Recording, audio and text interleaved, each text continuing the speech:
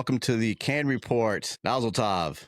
I'm Mike Goldstein, stickers of the C.A.N Report, coming at you with another program. I have two special guests that I'm really excited to have from the New England area. I have Lisa Albino. Did I say that correct? Awesome. You did. One of few. And Cristina Schoeck.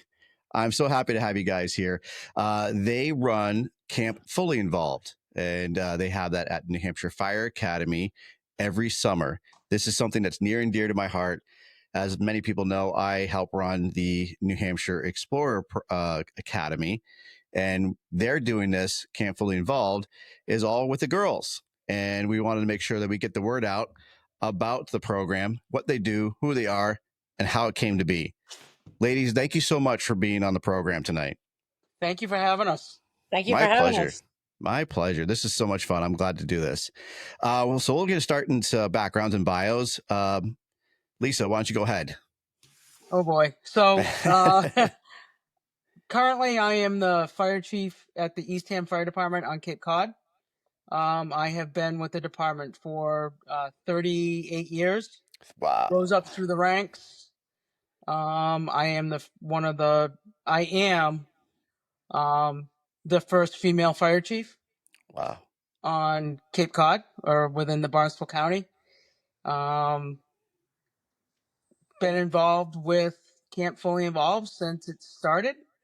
Was one of the core cadre, and before Jess got sick, she asked Cristina and I to take over the program as co-directors, and that's how we both became co-directors of Camp Fully Involved. That's awesome. 38 years. Congratulations. Yeah. Keep it how you wanted to keep it quick. Yeah, no, absolutely. We got a lot to cover. So, I mean, I don't want you to shortchange it, obviously, but that's perfect. All right. And Chief Schoeck, please, Cristina. I am the fire chief of Meriden Fire in Connecticut. I've been on the department for 23 years. I was a volunteer in another department for 5 years before. So I've been in not as many years as Lisa in the fire service. And I heard about Camp Fully Involved through a mutual friend of Jess's and did a cold call and said, this seems like a great program. I would love to be a part of it. She invited me up to be an instructor one year, and I haven't left. All right. That's awesome. So we'll dive right into it. How long has Camp Fully Involved been around? Since 2007. Wow. I believe it was either 7 or 8. I believe it was 2007. Okay. Was our first year. We did have to take a couple years off due to lack of attendance, but then COVID hit, and we didn't think that would be a good idea to run during COVID. Mm-hmm. So we have taken a few years off. Wow. That is since 2007. That's impressive. That's a long run. It is. Yeah. It's I think a testament to some of our instructors that we have. We have a great core that really puts their heart into it. No one is paid. Everybody volunteers their time. Mm-hmm. That's how we spend our summer vacation. Up at the Fire Academy, teaching young women what the job is all about. Love it. So to start right from the beginning, Camp Fully Involved, who was the brainchild behind that, and how did it all come to fruition? So it was Jess Wyman. She was a firefighter with Nashua at the time, with a couple of other friends, Lieutenant Lisa Baldini. She's with Laconia, and Charlene, and I can't remember Charlene's last name. She was a fire investigator out of Nashua also with Jess, and Heidi Foisey she was with the Daniel Webster Council. They're like, hey, we got a great idea, and can we make it happen? And they made it happen. That's awesome. That's great. I had the pleasure of working with Jess. I was briefly on Nashua Fire as a fire alarm operator, and I was on when she was still an officer, and she was always a pleasure to work for. She was always polite on the phone, always polite on the radio, most stressful situations, but she was just as sweet as she could be. Every time that she needed something, I knew when she called up on the phone, I wasn't going to get yelled at or, any other kind of stressful situations. She was just always cool as a cucumber. And I always appreciated how stoic and how she remained calm in every situation. And she was always just so polite. Like she always said, please and thank you. And you guys are doing a great job. And it was always awesome to see her around. And she just did great work and everyone just loved her. And for the public who don't know who she is, Jess Wyman, as Chief Albino said, she was a firefighter for Nashua Fire. She was lieutenant when she retired. Unfortunately, she did pass away from occupational cancer that she fought for quite some time. And she did a lot of good for a lot of people. And now, I believe she also, did she get her doctorate? Yes, she did. She did, right? So she did, and that was on a cancer study. I believe so. What's that? She was a doctorate of nursing, right? Yeah. Yes. But she did her study. Yes. On occupational cancer, correct? Yes. Yeah. I believe so. Yeah. Yes. Yeah. She did a lot of stuff. She was really impressive. And this year, just this last week, I believe, she was inaugurated into the National Fallen Firefighters Memorial in Maryland. And Nashua Fire's Honor Guard was there. Her husband, Chris Wyman, who also served in the fire service. He was a state fire marshal. He also worked for Merrimack Fire as their fire marshal as well. He still teaches for the academy, teaching fire prevention and fire investigation. He still does a lot and still very active. And Chris is definitely one of those people who we all know in New Hampshire as being a pinnacle of helping us out for fire investigations and trying to make things better for all of us. So just a quick brief background for everybody who don't know who Jess Wyman is. You have to have met her to know who she truly was and how much she cared about the future of the fire service, especially for the young women. And that's where you guys obviously come in. Now, how did you meet Jess? Go ahead, Cristina. We have a mutual friend, a friend of hers from her younger years that she used to play hockey with. She's one of my cousins. And she said, hey, do you know Jess Wyman from New Hampshire and about the Camp Fully Involved? And I said, no. So she kind of gave me the information.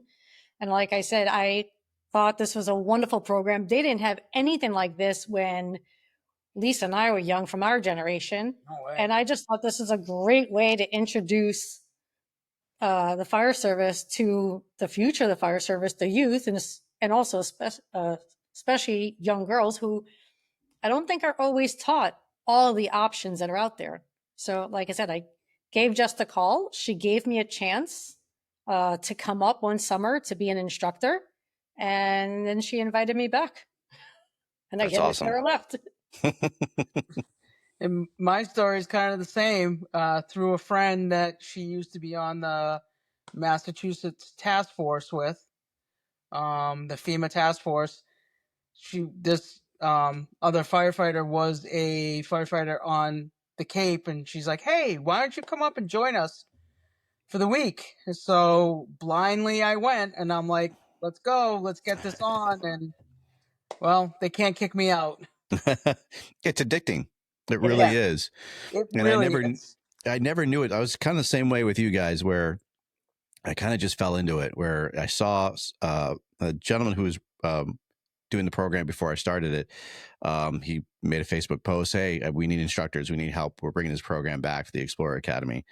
And I just said, sure, I love teaching. I love working with kids. Let's do it. And I got kids myself, and I never left. And, we're approaching our third year now. And it really, once you have that first year, that first week under your belt, it was like, I'm sure as you guys probably can attest, it was like a rejuvenation. Right. Oh, absolutely. Right.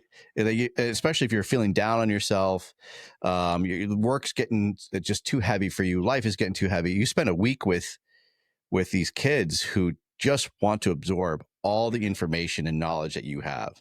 Yep, they are like sponges. They just want to, what is it all about? And that's all they want to do.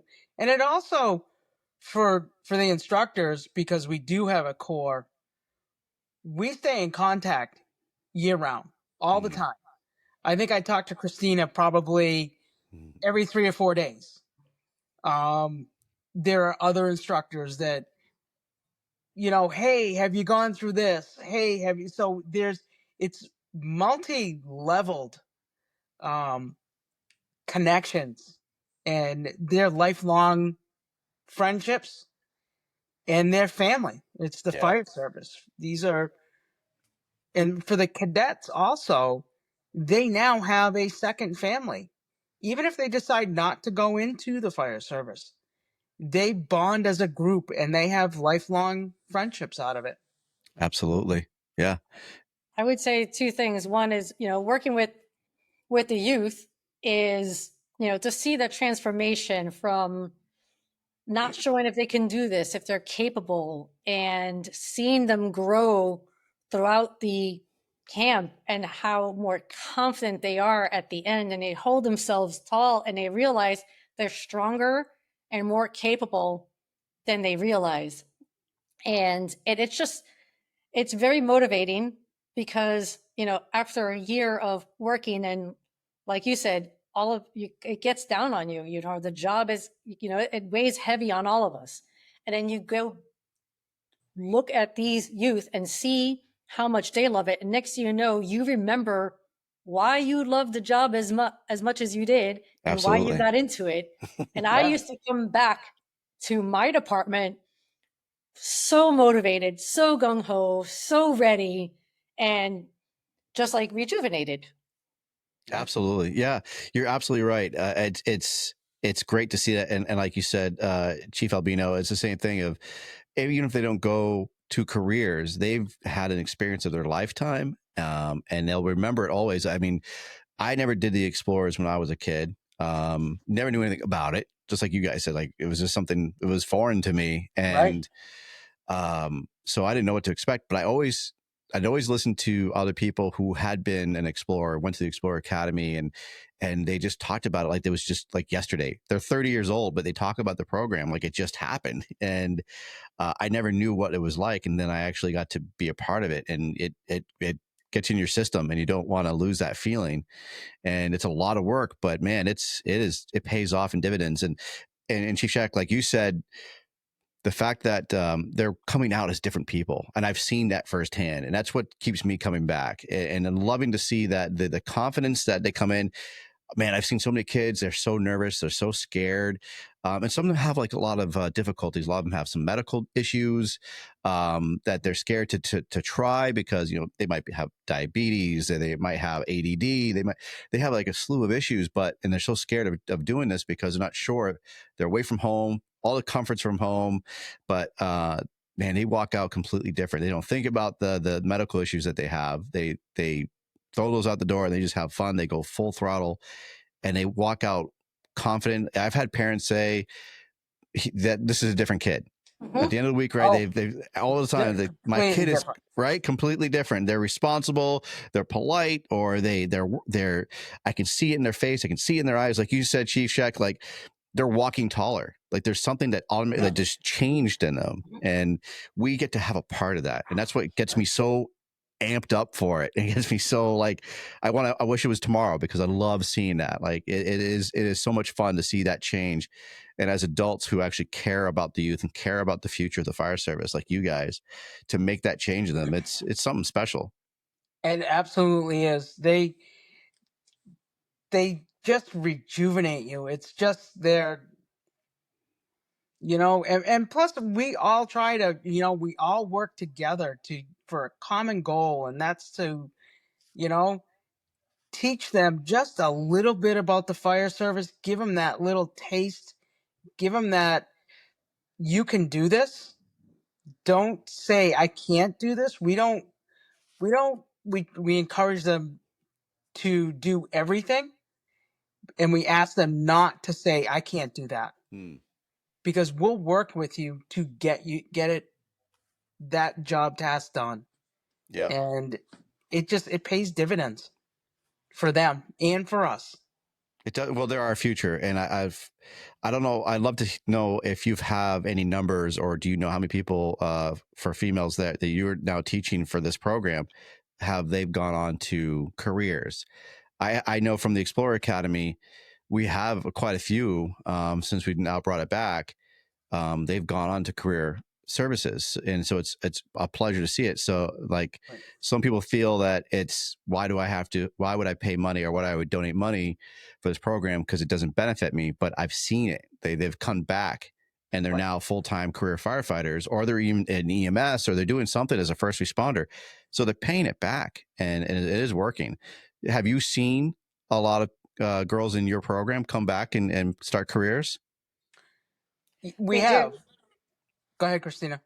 I don't have an exact number, especially on me right now, but we have seen a lot of young girls join either the volunteer or the career fire service. Some join the military, some join just EMS. So we do have, and then actually we've had some cadets who have moved on, become career, and now they're some of the instructors. That's great. They've come back full circle. That's awesome. I know prior to COVID, Jess had some records, and I believe it was about 60% of the cadets went into some sort of first responder, whether it be maybe the police or maybe, in the fire service, dispatch, EMS, but it was about 60% were in first responder. That's impressive. Yeah. Yeah, that's awesome. So what do you have them do for that week? What is your curriculum? Oh, go ahead, Cristina. So day one, we introduce them into their gear and to their air pack. And then we get them into the SCBA maze.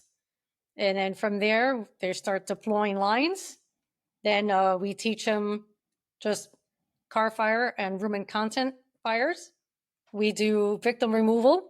And this, again, especially when you have some of the younger kids, a lot of the instructors have to help them because mannequins definitely are heavy.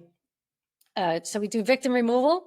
We do truck company ops. So we do forcible entry.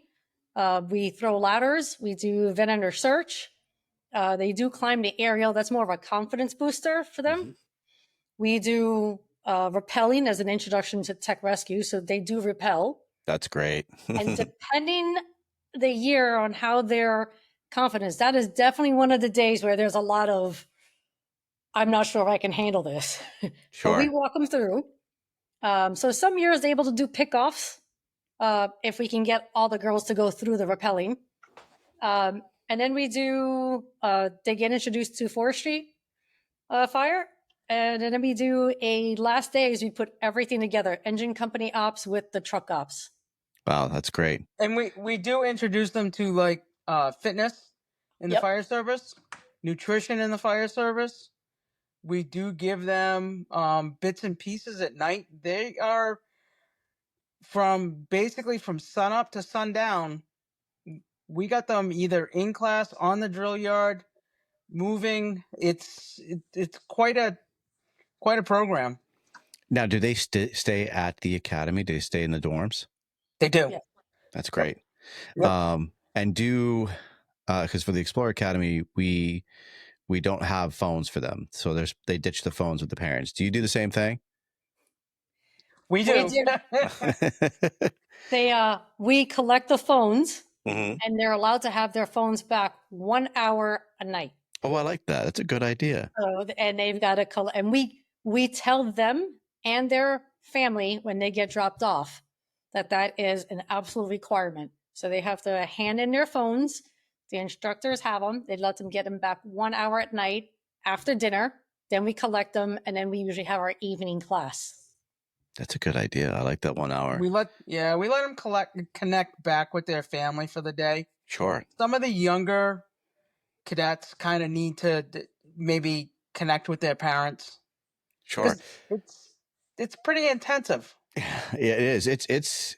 I mean, there's no build up to it, right? You're there as soon as they're dropped off. That's it. That's it. You belong to us now, and no TVs, no internet, no none of those comforts that now that they have. And for us being older, we didn't have those comforts at home, and we didn't have the phones in the palm of our hand. We're out doing stuff, so it's definitely a big different world for a whole week of literally sleeping with new people, like being in an environment, being in a firehouse of absolutely of complete strangers and kids that you've never met before. So it can be overwhelming. And I've dealt with that personally with the kids that we have at our program. It's a hard adjustment for the first couple of nights. And then I've had kids that literally have sat down with me and bawled their eyes out because they miss mom and dad, or they miss their dog, and they just want to go home.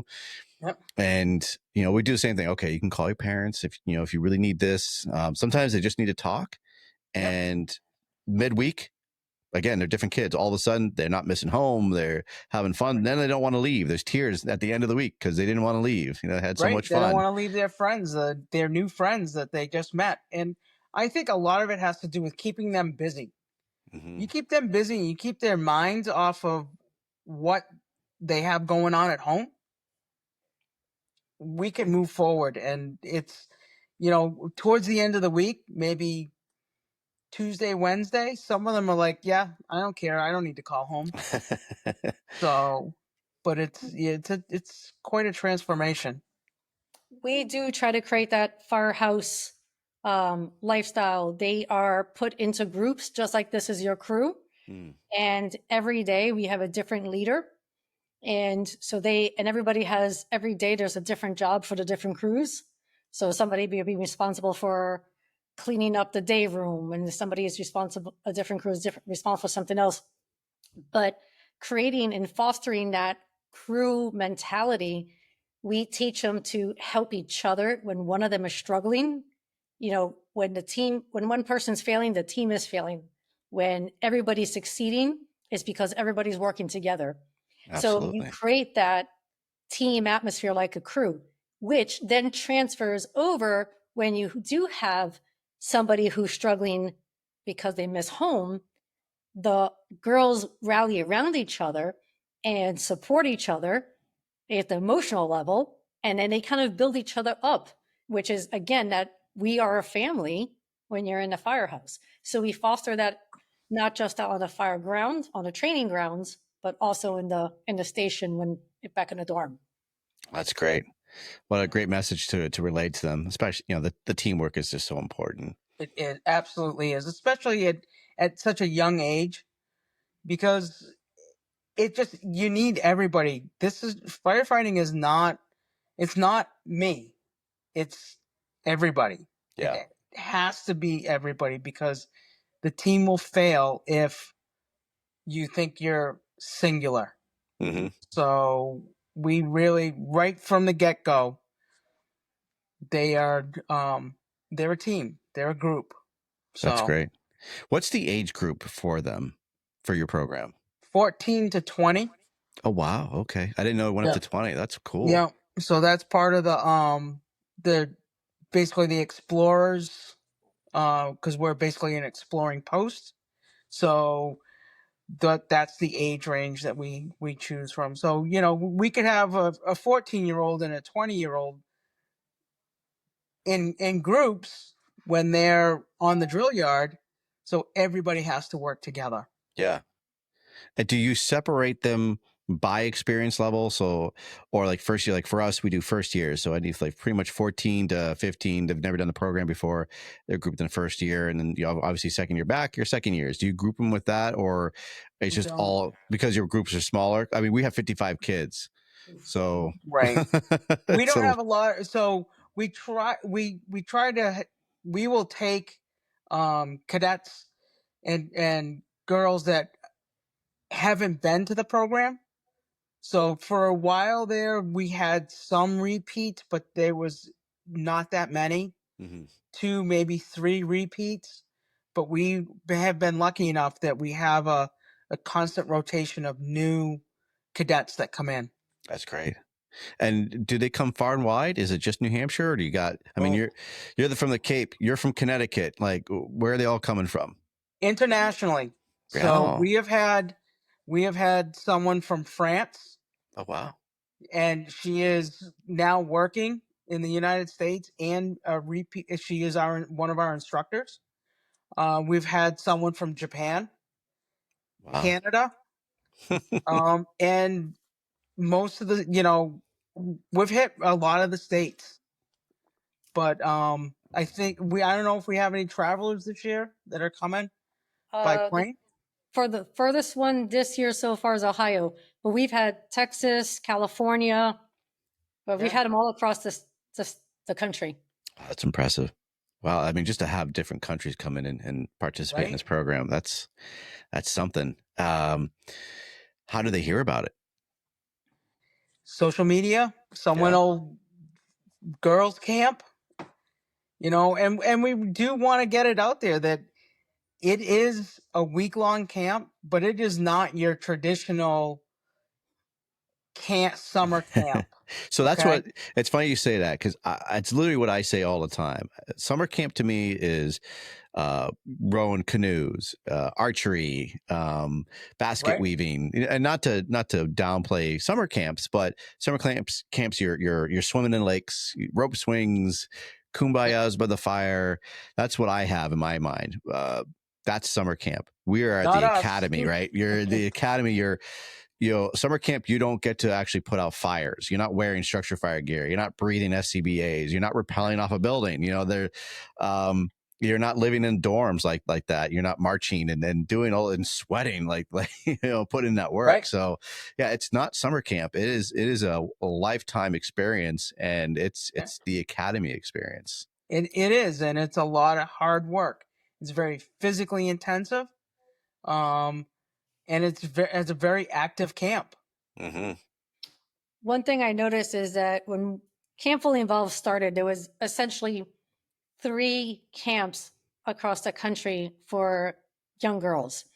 And now we're starting to see more camps across the country that are for girls. So where I think in the early years, we did have a lot more girls coming from different states.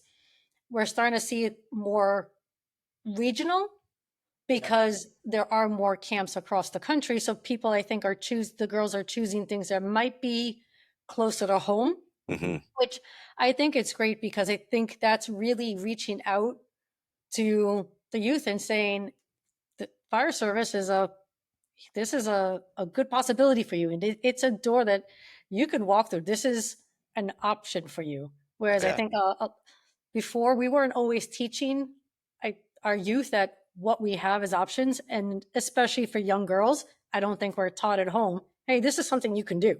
Yeah. So I think the more momentum we get across the country of having more camps for girls to go and feel comfortable, because I think a lot of them are very resistant because they're afraid of looking weak or looking like I can't do this. Sure. So I think that's why young girls gravitate to those camps.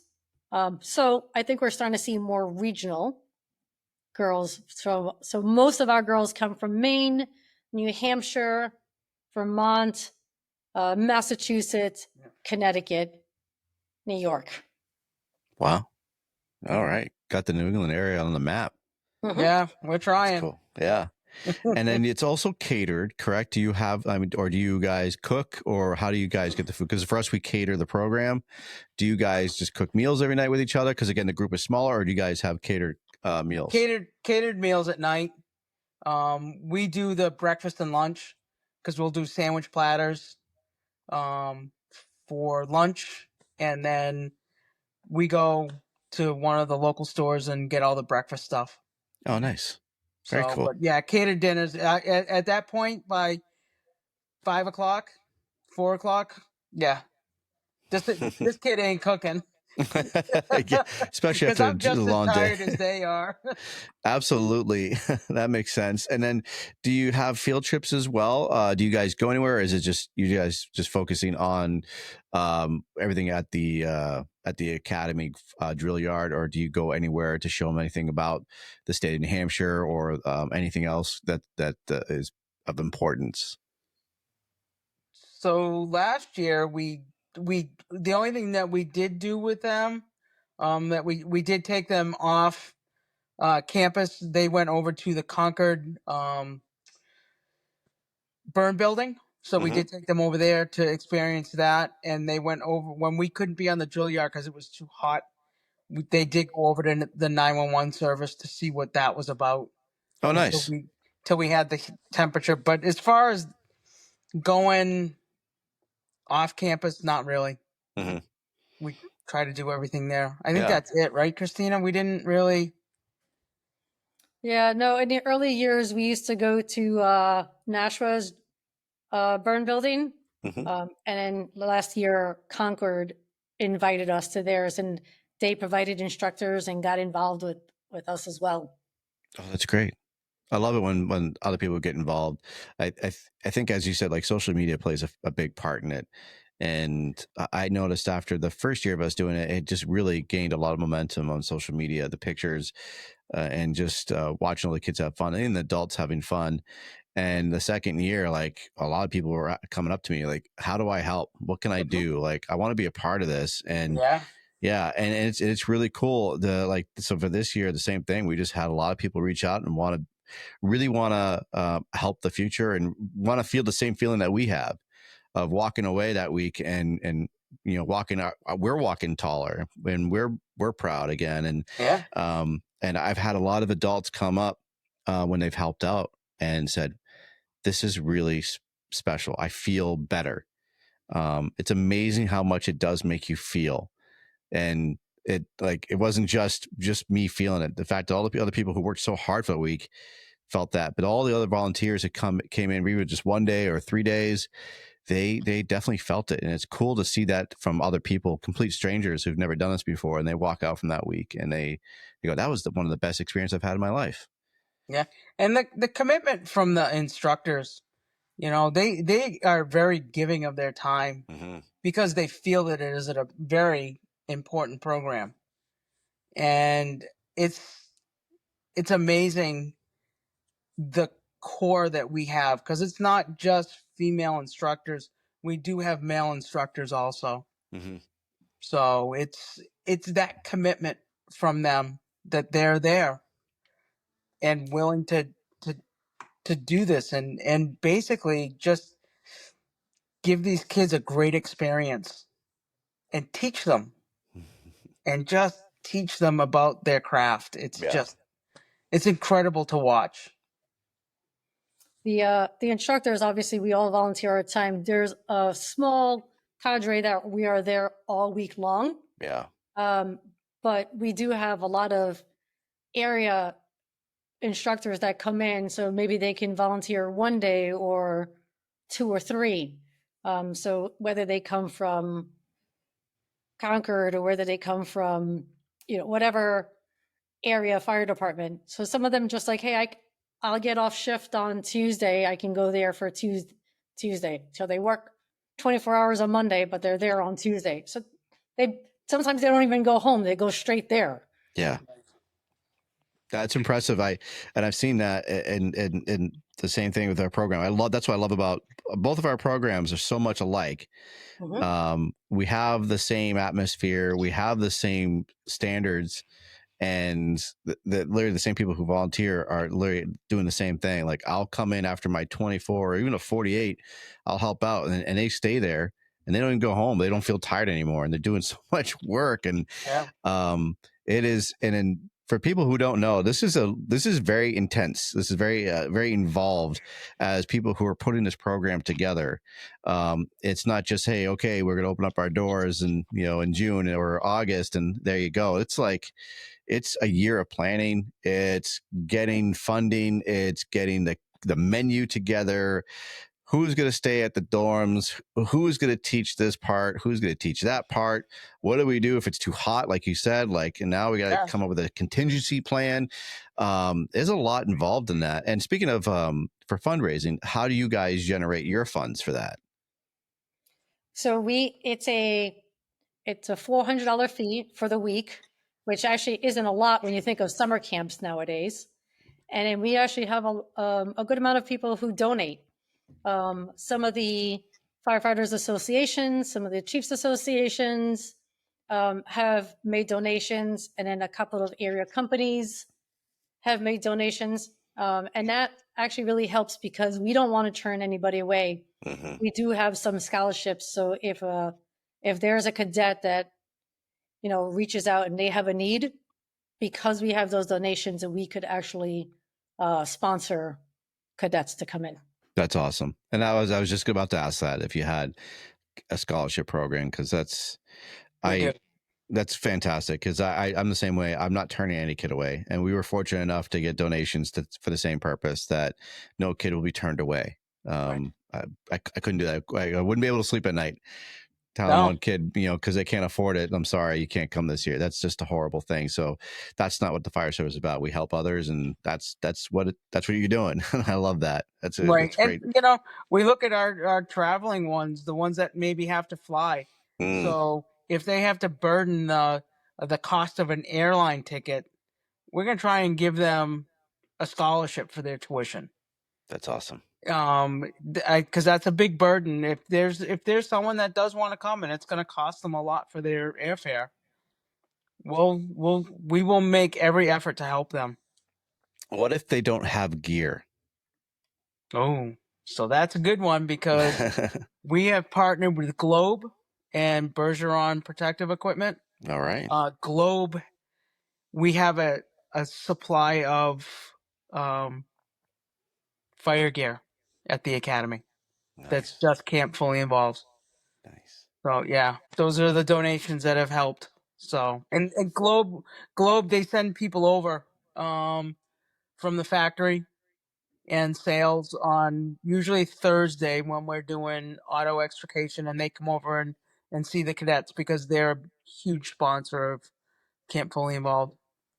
That's awesome. That's great. Yeah.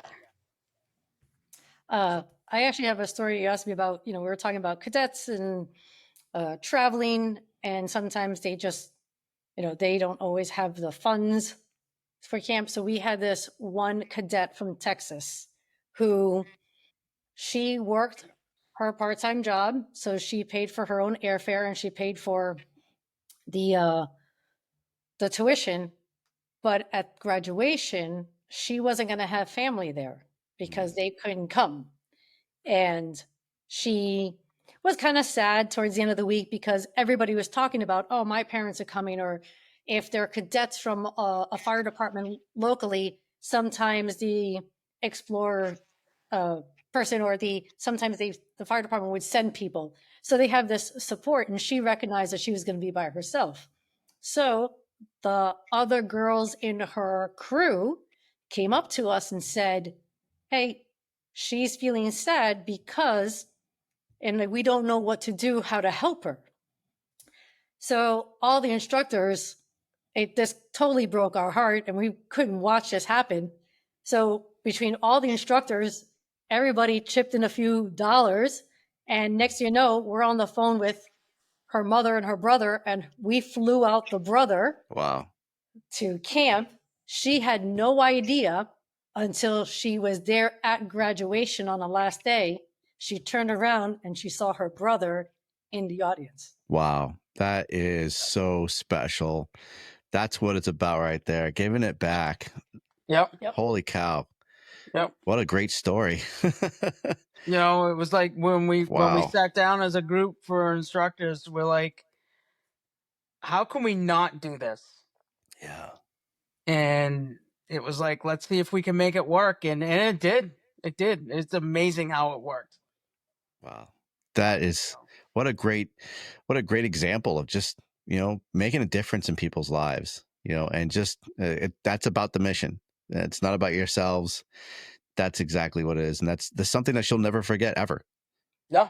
She'll be 80 years old. And I guarantee she'll probably talk about Camp Fully Involved and how the sisters and brothers kicked in and helped to get her family there to watch her graduate. Yeah. That is so cool. Now, when you talk about the graduation, what is that involved? What is the graduation? What are they getting from that? So graduation is a ceremony. So at the end of the last day, which is the accumulation of, we put together engine company and truck company ops. Run through several evolutions. After they clean up, we have a small ceremony at the auditorium at the academy. We have family and friends. We have a small presentation of a video and pictures of everything that the girls have done. The girls all vote for 2 or 3 cadets to come up and say a 5 or 6 minutes of a quick story of their experience and share their experience with the audience and the family and friends. And then we actually, when they graduate, they come up one by one. We give them their certificate of completion, and we give them a couple of memorabilias, and we actually give them, well, we used to give them a CD. Now we actually give them USBs. How I think we technology have has like changed. 1,500 pictures that we've taken over the week. Yeah. And they take that home. That's so cool. Well, actually now USBs are kind of going the way of the dodos too, right? Like now you just got to give them a QR code or some kind of hyperlink and they can just put that on their phone and just scan through pictures and save it on their phone. Right. Yep. Yeah, that's what we're going to have to start doing. Yep. Yep. You just get a link and just send it. You just send it to them. You literally just text everybody in the group and or email. And that way everybody has all the pictures. Because man, they'll lose them. And like you said, first it was CDs. We did the same thing, CDs, then thumb drives. And like, well, this year we're not even going to do that. I think we're just going to do a hyperlink so the parents can get them like that. And they can just, hold it down and save it on their phone and share it and TikTok about that. I'm going to call you later about that. You got it. My brain's always thinking. Some older people here. Technology is not Lisa. My best. Yeah, I've been pretty blessed with our program. We have a good staff. I have one guy on there. He's very technical savvy. So we've been brainstorming about what we're going to do and how we're going to get them pictures and get that available to them. And honestly, like cost too. Like it's just you don't have to worry about that piece of plastic. You have to pay for all the USBs or thumb drives. So just a hyperlink and there you go. You don't even have to pay for that. Question for you, since we're talking about ideas and for everybody else too, laundry was a big deal for me. How do you guys deal with laundry? So we do laundry on, what is it, Wednesday or Thursday. They're allowed to do their camp shirts, and if we absolutely need to, they can do some pants. Okay. Because there's a lot of, we're a much smaller group. Mm-hmm. But we do give them a packing list and what they should bring, and we make sure that they have enough pants, and the appropriate clothing. So we do give them they get 4 t-shirts from us. Oh, that's good. 4 t-shirts. That's nice. Yeah. That's a good supply.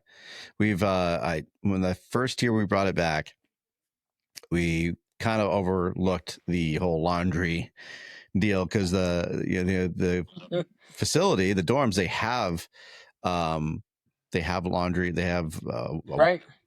They have that you can wash your clothes. I'm having a brain fart, and but they're not industrial. They're literally like your typical residential washing machine and dryer, and trying to do clothes for 55 plus kids. It wasn't working. I was up till 3 a.m. We're washing and drying these clothes so they could have, because it was smelling in there. It was a lot of sweat and a lot of nastiness. So we were up late. So we thought we had industrial washing machines, and it turns out, nope, we don't. And then one was broken. So we're like, man, what are we going to do? So next year, the second year we asked somebody to do off-site laundry facilities. We reached out to a laundry service. Really? And we load up a pickup truck, throw the clothes, and we all gave them mesh bags, laundry bags. We threw them in the back of a pickup truck, brought them to the laundry facility. They washed them. It would just be like for maybe 10 hours, 12 hours. They take care of it. They don't fold it, but they throw it back in the bags. We bring it back and the clothes are theirs. So it was a huge help. It was an added cost, but they gave us a little bit of a discount, but it did help to facilitate getting them clean clothes quickly and without having to have a lot of manpower to wash all these clothes. And because we were eating up a lot of time, like I was doing it, like I needed to be out in the drill yard helping facilitate things in the drill yard, but I'm literally helping trying to get laundry done. So now we've eliminated the issue. We just throw the clothes in the back of a pickup truck, off they go, and they get it done for us. So we make them have enough clothes for the week. Yeah. Like I said, we'll wash maybe a pair of jeans so that they have pair of jeans for graduation day and a couple of clean shirts, but they should have enough clothes to last a week. They should. They should. They should. Yeah. What I think is interesting for us instructors is on the last day, they all go home. Now, if they have their own gear because they are an explorer in some department, that's yours. But if you use our gear as the instructors, that Friday night, throughout the night and into Saturday, we're washing that gear in the extractors, and we're setting our phones for the alarms and like, oh, time to take it out of the extractor and put it in the dryer, and then we just have to do load after load to wash the gear because we have to make sure it's completely dry before we pack them up. Yeah. That is very, very intense intensive of having to deal with that. Again, that's a lot of time that somebody's got to do that, like 2 to 4 people having to stand by and take care of all that cleaning. With the gear, do you inspect any of their gear? Because when anybody's bringing their gear in, because I've noticed, especially for explorers, they're getting hand-me-down gear. And some of that gear is pretty well used, or it doesn't fit them correctly. And, their masks don't fit right, or they don't have masks, or, the gear is, it's got holes in it. They're using helmets that don't have the proper protection inside. Do you guys do any inspections of gear and make sure that we do. And we make sure that all of our gear is compliant. That's good. That was a hard. We will have compliant gear from Jess. Jess ingrained that in our heads that these cadets will have compliant gear. If God forbid something ever happened, we will have compliant gear. We will inspect it and make sure it's in date. We do have a lot.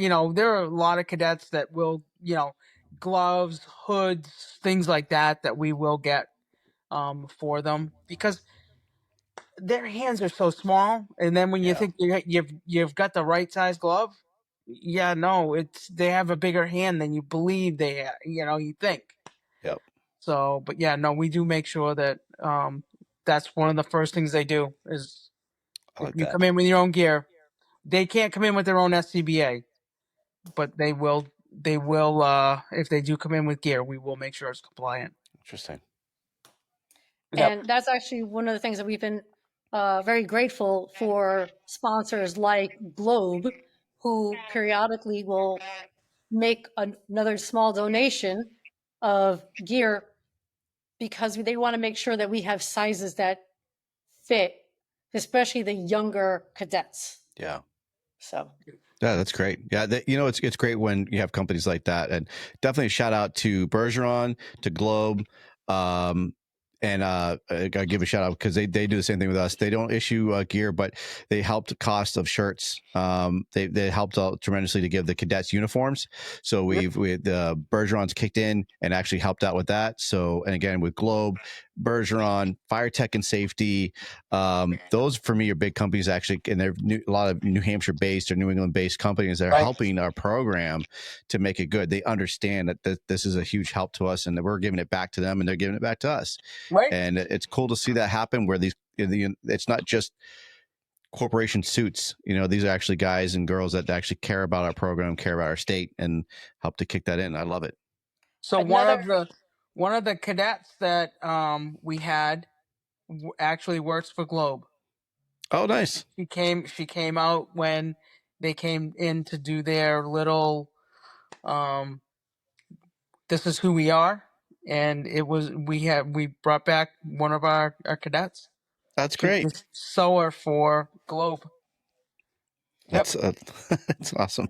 Another one of our I want to say not necessarily sponsor, but one of the other companies that work with us, Firematic, comes the day that we do extrication, and they come with equipment, several sets of equipment, so that we can rip apart the cars. We have several cars, one for each group, and they come and they do a basic demo, and then we work with them between Firematic and the instructors. We work with the girls during extrication, but they come in with their tools, several sets of tools, that we can use.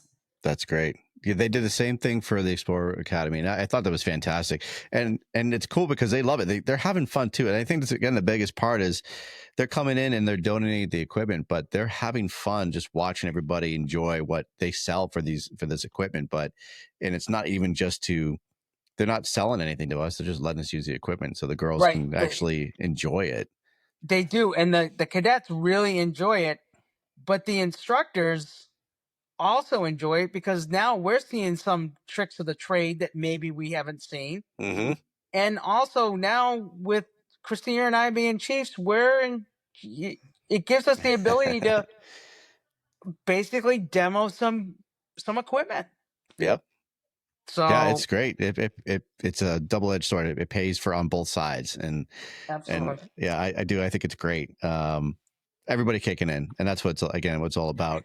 And I think it's great too that I think I always forget to really give a big shout out to the New Hampshire Fire Academy for opening up their doors. Absolutely. And they don't. I don't want to speak for you, but for us, they don't charge us a fee to use the drill yard and to use the dorms, and that's huge. Like to have all those kids and have all those adults there for the full week of using the drill yard and the equipment, and they just let us have full reign for the most part, as long as we don't damage anything and it cause a mess. But and that's what's great too, though, is we're teaching those kids to be respectful of the academy itself. Like, these are our hosts, treat you like we're going to treat our fire station with pride and respect. Right. This is our firehouse for the week, so treat it with respect. You're going to clean the bathrooms, you're going to clean the kitchen, you're going to clean the fire station, and you're going to polish the brass. Yeah.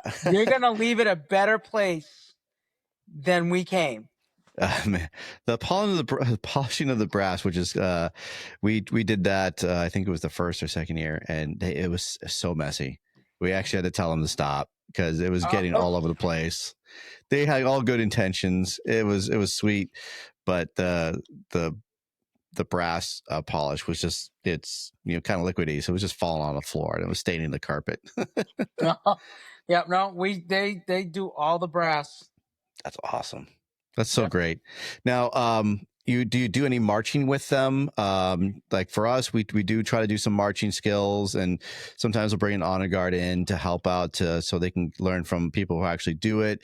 Is there any other kind of like fun things that you do? I mean, it's all fun, but like, do you do any kind of like team building exercises, like a muster or anything else that you do on the side of that? Not really. No. So we do keep them in groups. We do go across the parking lot as a group. But as far as marching, we don't, just because we want them on the drill yard. Yeah. Doing all sorts of different stuff. So well, the things that I've noticed is that we always give them feedback forms, or like we want them to write to us and let us know. And some of those things that we got back was like they wanted to have more downtime. Like, our schedule is so jam packed. So, and I feel bad for them because, like, I'm the drill master. So I'm like, all right, you finished eating, good. Now get up and go out here. And like, we have to line them up and file them out because it's hurting cats. It's hurting turtles, so we're trying to move them as fast as they can out the drill yard. I feel bad. Like, they're still trying to digest their food, but I need you out there so you can get these reps in. You're going to do, like you guys do. We're doing, hose advancements. You're throwing ladders. I don't have any time to socialize in the kitchen anymore. I need you out in the drill yard to actually get these reps in. And it's sometimes that schedule can be really intense. So we try to, we've noticed we want to be able to have that team building environment as well. So in the evening, we want them to relax and, whether it's like playing board games with each other, or they want to play kickball in the parking lot, or you will have them draw some, like for me, one of the things I really liked was at the beginning of the week, when they got all into their dorms and everything was situated to break the ice. I sat them in one of the classrooms, got a bunch of poster board and crayons and markers, and I all wanted them to come up with for each roommate to come up with a sign for their door. And then they put that on their door, and then we will vote on it, who has the funniest or who has the most colorful, or, they can all vote on which one they think is the best. So there was that team building environment to break the ice for them to all get to know each other. and then they can all see their artwork, and then we all. It also helps us, and we know who is in each dorm, but we don't have to keep guessing. So Right. we do something similar. Where first day they get a like a flag, and it's kind of like a canvas type, and they in their group have to create a group flag, and they have to be something representing each person. So whether it be a sport or whatever, you have to represent yourself visually on that flag, and you have to carry that flag with you throughout the week as a group. So somebody carries the flag when we're lining up to go from the dorm to the drill yard. We have to carry the flag, and the instructors do a vote. It's very similar, and we choose our favorite flags, and we make the announcement on graduation. I love that. That's a great idea. I like the flag thing. That's very cool. And do they get to keep the flags at the end of the week, or do you guys like hold on to them? No, they get to keep them. That's great. I love that. So let's see. You've got a week full of fun for the girls, 14 to 20 years old. Yep. You have instructors from all over that are helping out. Do you bring anybody in special? Do you do any like guest instructors or guest speakers for that week? We do. There's a few topics. Cristina actually does a cancer in the fire service. Oh, good. Talk with them. Deb Pendergast will come in and do some behavioral health.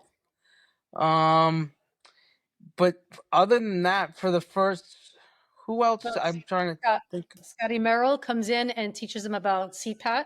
Oh, awesome. At night. Rich Meyer comes in and does physical fitness and nutrition. Who else have we? I think that's it, because we usually have them on the drill yard. Yeah. The first couple nights. Yeah. That's great. I love that. Those are great. Like Deb does the mental health block for us as well, and that is so well received. And it's the way she delivers it. They really enjoy it. They have a lot of fun. They walk away with some really good knowledge and some helpful tools to deal with some issues or personal problems that they might have. And I love the feedback I get from that. And she's so helpful with that, and she just loves doing it. She's great. Yeah, she is. Great. So talk again about the program. It's 14 to 20 years old. And when is it again? It starts July 27th. It runs from July 27th through August 3rd. July 27th through August 3rd. $400. And when does registration end? May 15th. May 15th. All right. So I'm going to make sure I get this out as soon as possible so we can that people can know that May 15th is the cutoff date for that. And if they have any financial hardships, you do have a scholarship in place. Yep. Yes. Beautiful. Awesome. The scholarship application is right online on the website. What is the website? campfullyinvolved.com. Can't get any easier than that, right? Yeah, it doesn't get any easier than that. That's great. And Jess Wyman, it's such a great way to keep her memory going, and for everything that she's done in the fire service, and for all of us.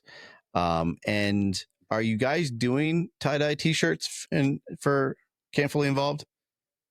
I know you have bright greens. So we haven't done it we do the lime green for the cadets, but the instructors will do probably tie-dye again on Wednesday for Wyman Wednesday.